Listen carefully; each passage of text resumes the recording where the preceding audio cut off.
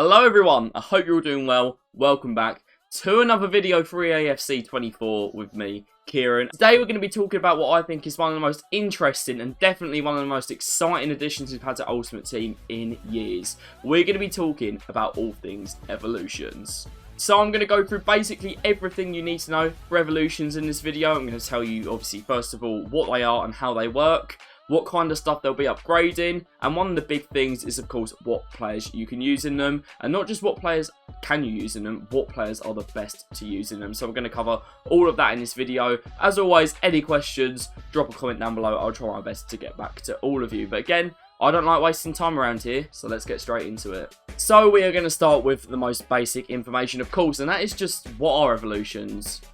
And EA's official words on this is that it's a powerful new system that is going to change how you think about and build up your squad, which I like because I think we're going to get a lot more variety because of this. So basically what you can do is players that you've got in your club, whether they're untradeable or you've bought them off the market or whatever, you can upgrade them by doing challenges, and they become special versions with different stats on them, and of course those stats are going to be better.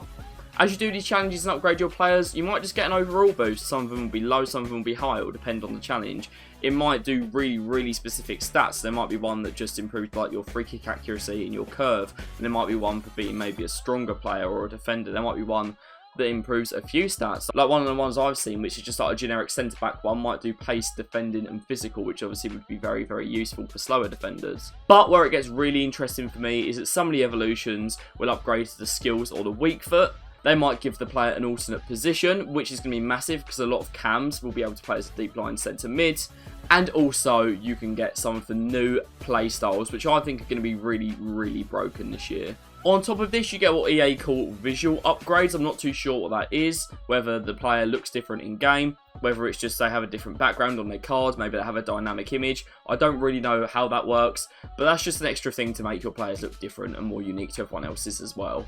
So obviously we're going to talk a bit more in depth about how you get these evolution players, and that's going to be all based around the objectives tab. Because I've played the beta, so I've got to try a few evolutions out, and it can be quite confusing when you go over there because there is loads and loads of them on a list. At the start of the year, EA have said they're just doing 2 per week, and I think they're going to be position-based ones. So we've already heard for the early access there's going to be a left-wing evolution and there's going to be a centre-back evolution. And I expect these to be quite easy. I expect it to just be with the centre-back, there may be clean sheets involved, but it's likely just going to be win a certain amount of games with that player in your squad to start off with. While the left wing could be get a goal or an assist, play a certain amount of games, get a certain amount of wins. But these early evolutions I don't think are going to be too difficult, but I also don't think that they're going to give you the biggest upgrades. And that's because I expect evolutions to kind of stay in line with the power curve this year. EA have said as it goes on they'll add a lot more evolutions. They'll change a lot of the thresholds for stuff. It's going to be quite low early on. Only certain players are going to qualify, and I'm going to go into that later, but as the year goes on,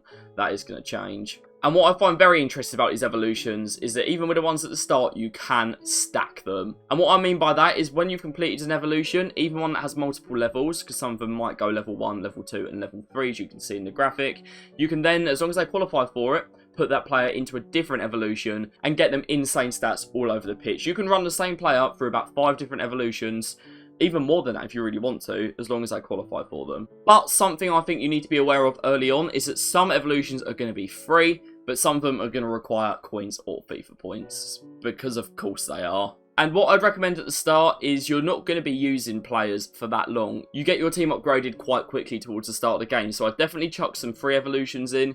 If you've got some players that you intend to make club legends and you're going to hold them throughout the entire year, then maybe do the paid ones on them. But if you're looking for a quick upgrade on a player, don't waste your time evolving them with the FIFA points or the coins, because you can do way better stuff, especially with the coins, getting SBCs done. Even upgrading your team, getting a better base player that you can then evolve as well. Always keep that in mind. If you've got an evolved player and then you've got like a normal player and you're comparing them, remember that normal player might be able to be evolved as well, so keep that in mind. But I just don't think it's worth the coins, or especially the FIFA points using your own money at the start to evolve those cards. As the year goes on, we get a lot more coins. That might be worth it. I think those upgrades are going to be bigger. But at the start, even if they're really enticing upgrades, I wouldn't buy into them if I were you. So, moving on to what players are going to be qualifying for these evolutions. And this just has to be speculation at this point. But based on what I've seen in the beta, what I've seen in some footage from EA and stuff like that, I think I can give you a quite good idea of where it's going to be at the start of the year. It's basically for trying to get cards that are a bit behind the curve, up to the curve, in my opinion. Obviously, some of them are going to end up being more OP.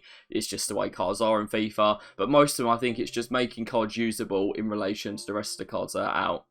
So for that to make sense, at the start of the year, in the ones that I was trying out on the beta, the centre-back ones, for example, you couldn't evolve a player who had more than 78 pace to start with because they got quite a big pace boost up into the mid to high 80s. So if you were doing that on a player like Ibanez, for example, who already had 85 pace, you'd have a centre-back with 95, 97 pace at the start of the year, and I think EA kind of want to pull that back. They want to keep you obviously upgrading your team, buying packs, all of that, so they're not going to let all those players in straight away. Same with the left wing one. I expect there's going to be a cap or maybe the passing or the shooting in the low 80s. I think that's what we're going to see with most cards.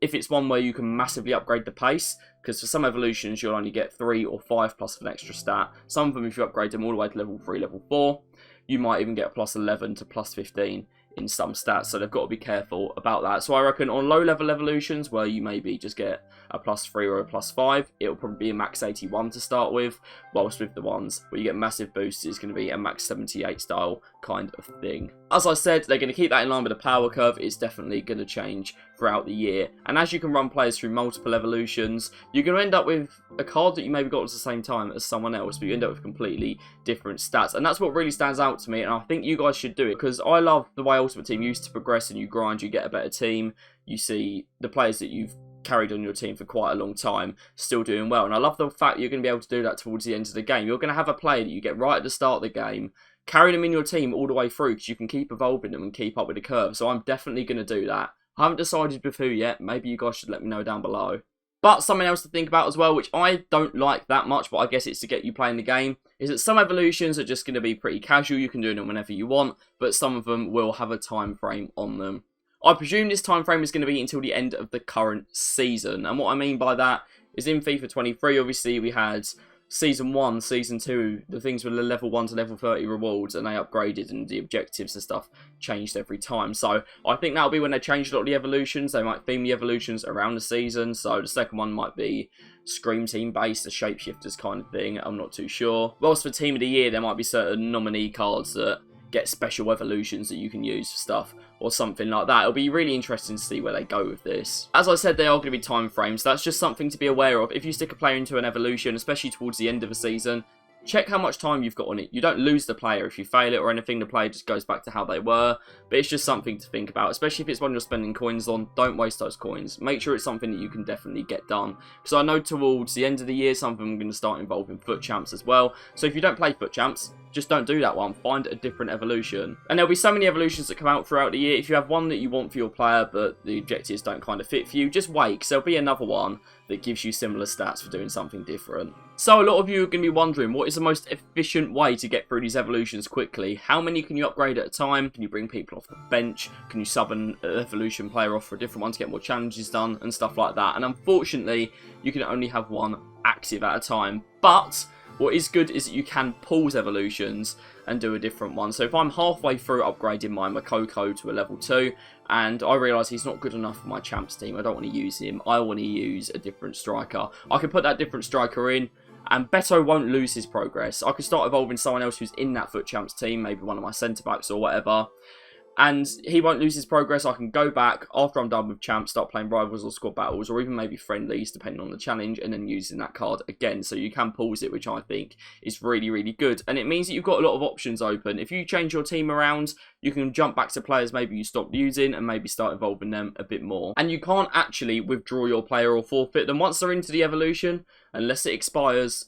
They are stuck there. You can't even put them into an SBC. And I think SBCs are actually a very, very interesting thing for evolutions, because when a player's in progress, as I said, you can't put it in, but once it's done, and those players will be untradeable once you have evolved them, whoever they are, they'll stop being untradeable. Even if you bought them off the market, you pack them in a tradable pack, they'll be untradeable. I really want to emphasise that because people might not realise. Once they are upgraded and the challenges are done, you can then put them into an SBC. So if you get a really, really easy evolution, maybe you're not evolving anyone, you see one that maybe just gives +5 rating, maybe just chuck a player in you can bring off the bench and you can put them in an SBC at the end of the day. Maybe you're a few players short for an 84 times 20 pack or whatever, and you need maybe an 86 rated squad. You might be able to get one of your 83 players up to an 86 without really doing much. So that's definitely something to think about. I think that will come in useful. And one more thing before we go on to talk about which players you should be evolving. Something that actually did surprise me quite a lot. I was a bit taken back when EA announced this. You can upgrade and evolve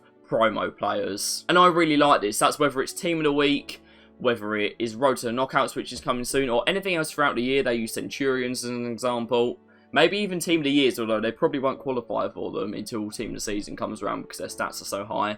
You can evolve them, you can make them better. I'm not sure what it's like with icons, but I expect you'll be able to do it for them as well, especially the promo ones that come out. I do find that a bit mad because I think a lot of the lower rated, or maybe kind of not thought about campaign players, the 83, 84 rated ones they chuck in that no one ever uses, could end up being really broken now, especially if they're chucking playstyles on them, which I think they're going to do to make a lot more cards usable. They might be worth having a look at, because they'll probably qualify for some of the easy evolutions, and then they'll be absolutely broken. But speaking of absolutely broken, I'm going to be talking about what cards you should evolve, especially at the start of the year. And there is quite a simple answer to this, but I'm going to go into more detail. The really, really simple answer is evolve whoever you want. If you put enough work in, literally any player will become usable. You could use your favourite player from your local club. You could make some insane past and present teams, by the way. Maybe you had players that were at your club and maybe they're towards the end of their career now. They're not as good. Not only can you use them, you can evolve them and you can kind of make them as good as they were when they were at your club or something like that. There's just so many possibilities here, so I'd say get creative with it. I think this is going to be really interesting. But a lot of you guys are just going to want the most meta players, best ones to evolve. And I'm going to give you a few that I'm looking forward to doing this year. And we're going to start with my boy on FIFA, always. One of the best cards. Always love using him. He goes under the radar. It's Anderson Talisca. And this is a really, really good one because I like playing him as a cam. As one that starts off deep, runs into the box and can win quite a lot of headers, but also has quite a lot of flair about him. Of course, he is 6'2". And he has a lot more links this year as well. He's in the Saudi League. Brazilian links are good. If you get some women's players in, he links to a lot of the OP women's players. And doing a level 1 evolution on him should give him the cam position as well, which just gives you a lot more freedom with your squad, of course. But on top of that, it gives him a bit more pace, which he's starting to lack because of his age. The shooting goes absolutely insane, and he's already 4-star, 4-star. So if you can get a high evolution on him, you're going to have maybe a Team of the Season level card really early in the year. One that I'm seeing a lot of people talk about at the moment is Mudryk. I'm not massive on him because you're not going to get a pace boost, which a lot of people are speculating about that early on in the year. Someone with that much pace isn't going to be on it, but when he is, if you can get some shooting on him and maybe a bit of dribbling, he is going to be a really good card because his agility is already really high. When he evolves, no one's going to be able to catch him. He could end up being a really good super sub, which I think is a bit controversial because a lot of people want to evolve him straight away, have him in their team, but I don't think you'll be able to do that. So maybe wait until one comes out that he qualifies for and use him as a super sub. And where this gets really, really interesting for me is actually at the back. What I'd say to do with the centre backs doesn't actually centre on a specific player. What I think you should look for is ones that are very, very strong and have very, very good defending. They'll be mostly lengthy or just lengthy. Look for those kind of players that maybe have pace in the 60s that kind of just about makes them unusable. And then pick one that has pace on it. So you're looking for ones that have high 80s for their strength, even 90s for strength. And very good defending stats overall. If they've got great headed accuracy, they can go forward from corners. That adds to it as well. But try and pick those players at centre-back, I'd recommend at the start of the year, that don't have that pace, have everything else. Because when you get that pace on them, which you might not be able to do with the meta centre-backs, the likes of Jules Koundé, Eder Militao, even the cheaper options like Ibanez, they're not going to qualify for a lot of the evolutions because they're going to be too quick. So what you'll end up doing is getting a player that's basically as quick as them, maybe even has a better accelerate archetype than them, because a lot of those ones are mostly lengthy, or even controlled lengthy rather than lengthy. And then get that upgrade in, because you'll end up, as I said, with a player that's basically as quick, but maybe has better stats for the passing, as well as especially their strength and their overall defending. Another one that I find interesting with the defenders is that a lot of them end up with left or right back as their alternate positions, and there's a lot of players that have become centre backs in the game recently because they play as either the left or the right centre back in a back three. A few I can think of is Darmian is there. Ben Godfrey has lost his ability to play as a fullback on his base card, so you'd have to evolve him to do that, and I think he'd actually be a really good one. And a few players like that, so just think about the positioning as well. Fullbacks and the centre mids, I think it's quite similar. It depends on what you want them to do. If you have your fullbacks on stay back, you're going to be more looking at just literally the pace and the physical. And I think Wan-Bissaka is going to be a really good one here. He doesn't have the best strength, I know that, and he's not the quickest, but his play styles are really, really, really good. He's got rapid, he's got the advanced slide tackle one, so he's going to be making a lot of last-ditch tackles for you. And literally the only thing he lacks is a bit of strength and a bit of pace. So he's going to qualify, I think, for the early evolutions, and you can just make him broken. While we're on that as well, obviously, if you want a more attacking fullback, you're just going to want high pace, and instead of physical, you're going to be looking for maybe good passes, so they can put the crosses in, and maybe good dribbling as well. So maybe if you find someone who is absolutely rapid and has a little bit of strength about them, but they don't have the best passing or the best dribbling, do want to give some passing and dribbling as a fullback, because they'll maintain that strength. They're already rapid, and they should qualify for them quite easily if they're not good at that stuff. And you don't need the best dribbling or the best crossing on a fullback. They just need to be okay at it. So I think a lot of cards, if you're more of an attacking person with the fullbacks, especially maybe a 5, I think they become a lot more usable. Because you can always do one of the right wing-back evolutions on them. A player like Denzel Dumfries, someone like that. Put them as a wing-back, do the evolution on them, and then you can maybe move them back to right-back, because they'll still be allowed to play there. And they'll have much more well-rounded stats. And it's exactly the same in midfield. If you want someone who's going to be a deep line playmaker, you want dribbling and passing, maybe even some shooting on them, I'm going to do Lucas Paquetá. Obviously, he plays for my team. He's got really good skills. But he's a cam in the game, and he plays deep line centre mid for us. He plays next to Edson Alvarez. So a player like him doesn't work in their default position, and you want to move them further back. On top of that, if you want to play attacking football, you want those deep line centre mid players there. And I think someone like Paquetá is perfect for that. He's going to qualify for a lot of evolutions.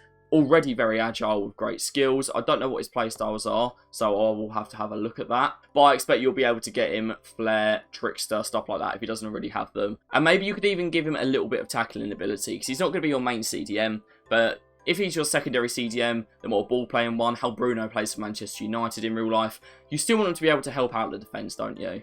And then you've got the exact opposite if you want a cam. You just want pace, maybe a bit of shooting, a bit of dribbling. So if you have someone that's well-rounded and then you add that to them, again, they can get back and help. And a lot of teams are a lot more defensive these days. Everyone likes bringing all their players back to help.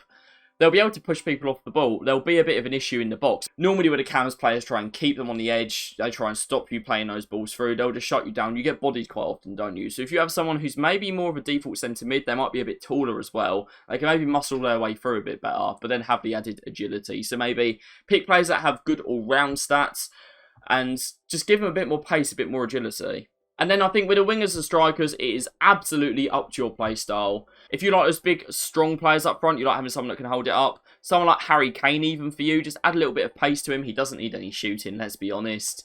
And then he'd be broken. With your wingers, do you like them cutting in size? Do you want someone who maybe you need to get high weak foot on? Or do you like running down the wing, trying to win corners? Or do you like beating your man? Then go for the skills and go for maybe pace and agility. What I'm trying to get at here is it is hard to say for a certain person what you should do with the evolutions. It's really up to your playstyle, and that's what makes it so exciting for me. But I've given you a few players there. You don't even need to ask in the comments, because you can really use anyone, and that is the beauty of it. I've given you a few of my recommendations though. I think Talisca's going to be one of the best, so that's one to keep an eye on. But just pick players that interest you, pick players that link. If you've maybe got a really good squad and one player that you need for Ken but isn't good enough, upgrade them, make them good enough. It really, really means that there's endless possibilities here. And even, as I said, use them for SBCs if you're not using them anymore, or stick them through multiple evolutions, make the players that you want to use. So, a bit of a strange video today. Hopefully you understood all of that. I don't want people paying their coins for evolutions that they end up not really needing, because you want, especially at the start, to use your coins in the best way possible. So that's my main point in this video. Stick to the free evolutions at the start of the year, and just have some fun with it. So that's all from me. I will see you if you're watching this when the video comes out, all over the week, doing a lot of tutorials on the web app, of course. When FIFA comes out on Friday, we're going to be streaming literally all day, starting at 10 AM UK, all the way until 9 PM. We're going to be there, so hopefully I'll see you for that. Thanks for watching, guys. Best of luck with EAFC, and hopefully I will see you soon for another one. Goodbye.